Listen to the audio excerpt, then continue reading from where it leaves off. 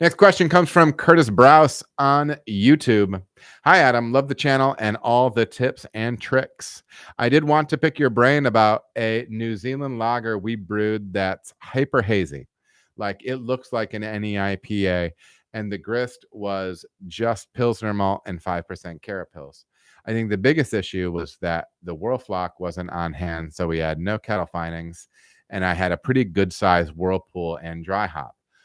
Also, unfortunately, no pH meter, but I think this came out around 5.4 to 5.5 according to Brew and Water, but obviously can't say for sure without a reading. I'm also wondering if it could be a starch haze, as we came in about 5 to 6 points lower than we expected. And the wort was super cloudy, transferring to the kettle after sparging and going into the FV. All right. So talking about this unexpected haze in a beer, they did miss their gravity, which they're speculating maybe they did not have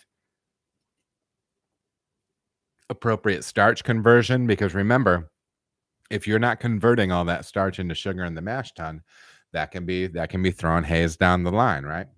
So I would recommend you in the future, and start playing with it right now, start looking at doing a starch test, an iodine test on that wort. I think it's a great cheap and effective way to make sure that you have your mash fully converted.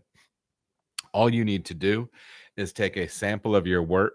Now, unfortunately, with darker worts, this does not work. But if you're working with something pale enough, in the yellow to maybe amber range, you can kind of see from there.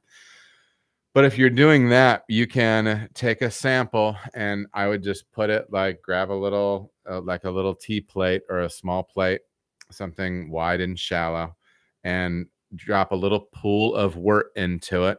And then you can take your iodine, your undilute iodine. Pardon me. I didn't mean to burp right in the microphone. And then just dropper iodine into that wort. If it stays reddish and just kind of turns, the solution, like that, you're good. If it turns purple, it means that there is still starch in there.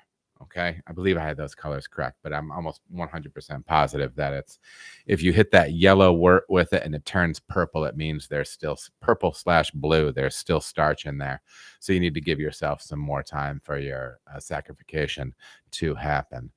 So, yeah, man, that's what I would run at that. And then as far as the overall clarity question, you did mention some of the other factors, that whirlpool hop might have done it. Also, those New Zealand hops, man, those New Zealand hops are notorious for throwing haze.